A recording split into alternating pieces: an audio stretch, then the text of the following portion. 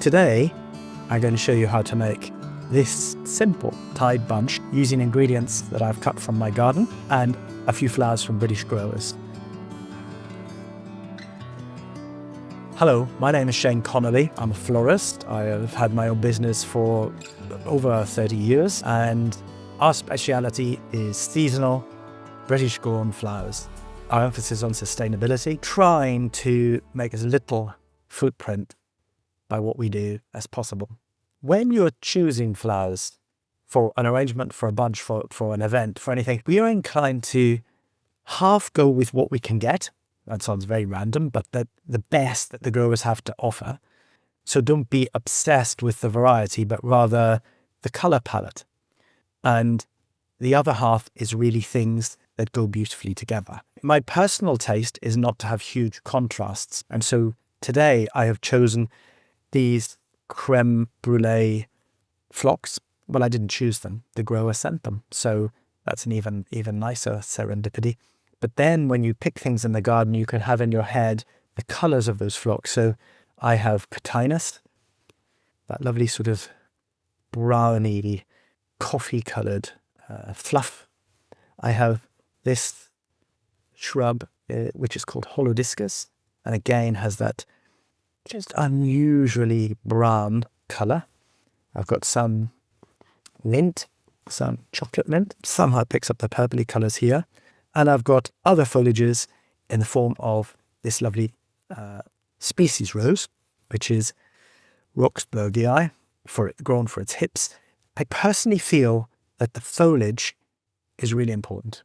If something is just all flowers, it looks like it came out of a flower shop. If it's got the lovely combination of interesting textures and foliages, it feels like it came out of your garden, and there's a much more personal touch to it. So the very first thing I like to do when I'm starting to make a tied bunch is to lay my ingredients out in front of me so I can see them. So I'm going to start with the hardiest of them all, which is probably this foliage. Now, the interesting thing, if I cut a piece that size, that's roughly going to be the size of the bunch.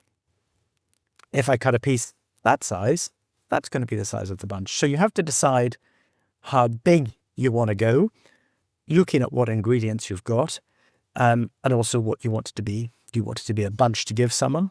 Do you want it to be something that a bridesmaid carries down an arm? Maybe that would be a bit too big. Or do you want it to simply be a bunch for your house? So I think I'm going to go medium. And when you get something like this, you could choose to take that bit out and be left with that lovely shape, and then edit it. You don't need all the leaves. You want something that feels light and beautiful rather than heavy and overwhelming. So I'm going to leave that one as and take off any knobbly bits.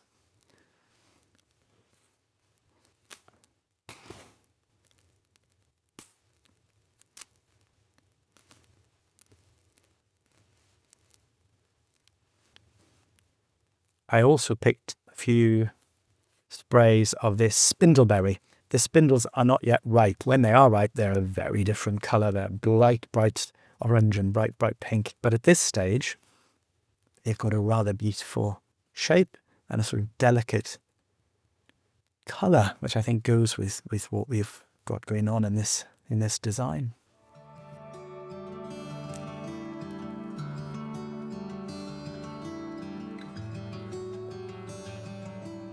So now moving on to the flowers, these creme brulee. And actually, you don't need to do a lot to this particular one, because what you want to make sure is that you've got a clear stem.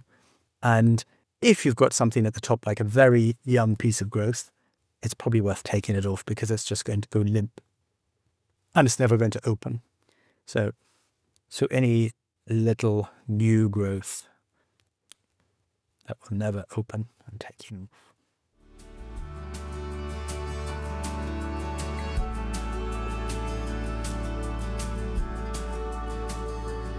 I'm ready to start. I've got all my ingredients. I've sort of made an executive decision about which flowers I want. I'm enjoying the foliage element so much that I am actually concentrating on them so that it feels even more garden-like. But, you know, we can add more things if we suddenly think this looks like it needs more things. We can add more floral things if we think it needs more floral things. And that's the real secret. This is a chance for you to enjoy the things that grow in your garden and to reflect that and to use things that you find interesting. It's not about a fashion or a trend. And also, when I do tie bunches, I wasn't taught to do them in the spiral method that so many florists use. I was taught to do them in a freehand way, which I'm about to show you. I like to pick a few bits of shapely foliage and put it in my hand as if my hand was a vase. So very simply holding it as loosely and comfortably as possible.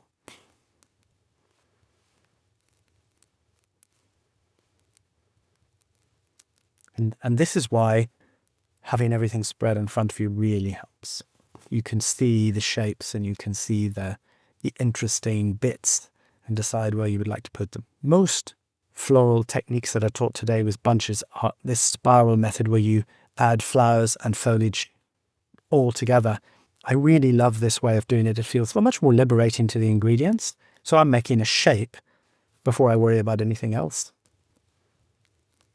Can add the spindle. Your hand becomes a container rather effectively, actually. And the whole aim at this point is to keep everything loose. It's not to tighten it up. Again, spirals sometimes just tighten everything up. I'm not going to add some bits of the mint simply because that gives a good base and holds the placement of the twigs together in a very nice, simple way.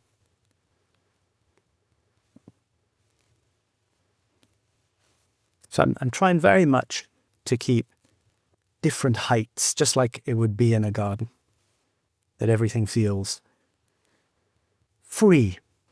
And at this point, it is free. You know, I can release it. Well, it's actually holding together quite nicely, but my hand is completely loose. Completely loose. And I can change things very easily if I wasn't happy. Piece, put there so you can see it. Piece of Cotinus. So I want to get it in the right place. See, if I was doing a spiral technique, I couldn't do what I'm doing now and choose the place for it. With its friend. There. It's the opposite of trying to create a dome or trying to create something that isn't natural. It's the complete antithesis of that. And so some people think that's not floristry. And maybe they're right. I'm delighted it isn't. I've got this lovely Holodiscus. I think I grew it because of its name.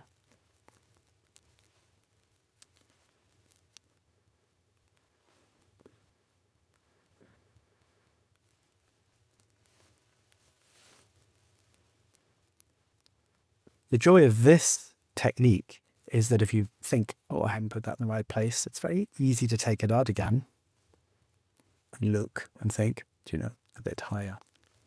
That's what I want to put it.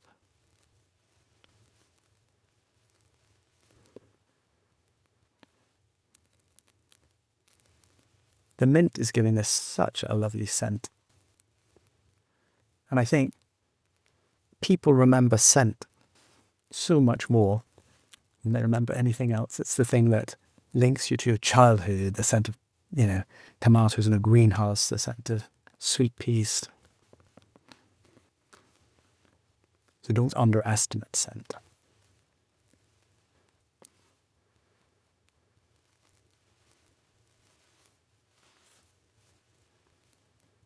Increasingly, I get to this point and I think, I don't need flowers. I really like it just as it is. And the real joy is that nowadays there are British growers who are growing these sorts of ingredients. I mean, I've cut half of this from my garden, but there are growers who are growing these things. And there's a new appreciation for natural things and shapes and an awfully overused word, textures, which just give interest. That feels like it didn't come from a shop. It didn't come from a greengrocer's. It certainly didn't come from a supermarket. It came from a garden.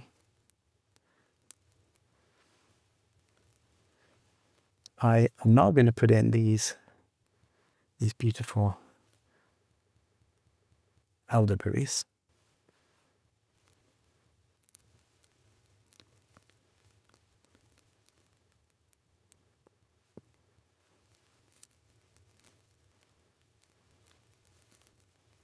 So now I've gotten the foliages in, I'm going to start on the flowers.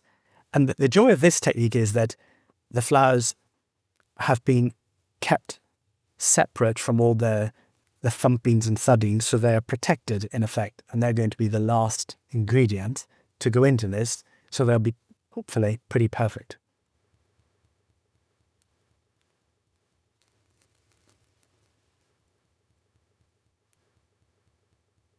The other lovely thing about using British grown is that there are no straight stems. Everything's got a lovely natural shape to it, which means that you produce the flower, you produce a bouquet with character. I love the way these colours are blending in together. And that's where your own personal taste can come in. You know, if you like subtle, go for subtle. If you like bright, go for bright. Though it's much nicer if you bring it as a gift for someone to think what they might like, I suppose. So you can feed stems in, and when they come through, you can put it through to the height you want.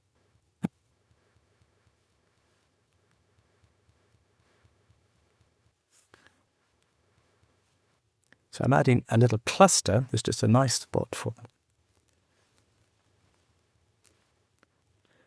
And easier said than done. Keep looking at the bouquet, and when you think you have enough, stop. Like adding salt to a dish, don't keep adding it. Taste it.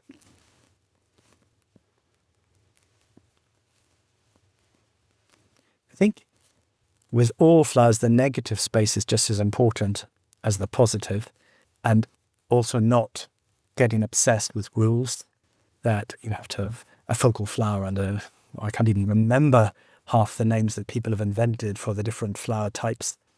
It can be all insignificant flowers like this, if that's what you like. I personally do like. It doesn't have to be great big roses or peonies every single time. There's a real joy in the season dictating what's good. And the joy is I can do exactly what I want. I could add these Rudbeckias, but they bring a much more solid colour. So I'm just going to leave them out. Or, more to my liking, I could add these, which seem to not fight or for attention. They seem to be much more, they're much more of the same quality as the flowers already here. So I'm going to just try a few. Yeah, I like that.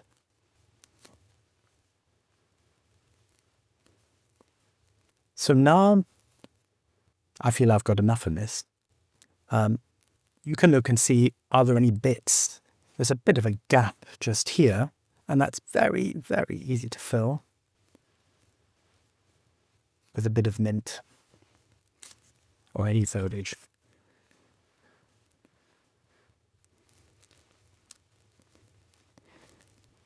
If you're making bunches for a wedding, it's really, really important to check at this point that there are no gaps, ugly gaps. It's different from space. Ugly gaps, which are going to be caught on the camera nowadays, so much is photographed. So, for instance, just there, I could put that in, and that hides those bare stems. I think that feels finished to me. I love that it isn't symmetrical, so that it feels that I haven't arranged it. I'm going to tie this bunch off. We use completely biodegradable natural jute twine, so it can be thrown in the compost heap as it is after you've enjoyed it. Hold it with those two fingers, and then go round once, and go round again.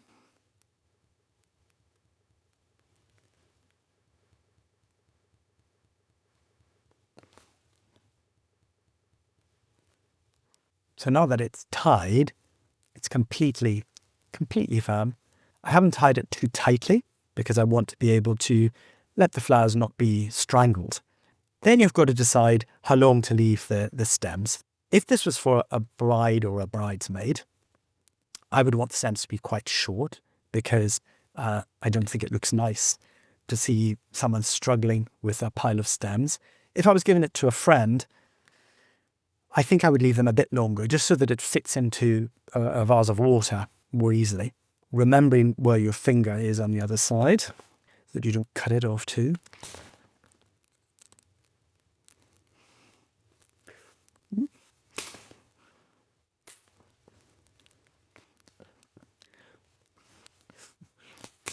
So I've basically cut everything to roughly the same length, straight into water. So now that you've made it and tied it and cut its stems and put it straight into water, that is the most important thing to take away. Flowers need water. I know it seems obvious, but don't leave them hanging around before you put them in water. The stems, especially of these little soft things like the phlox, they just seal over. So put them in water and keep them in water as long as possible until you're giving them to your friend, or if it's for a bridesmaid, until it's delivered.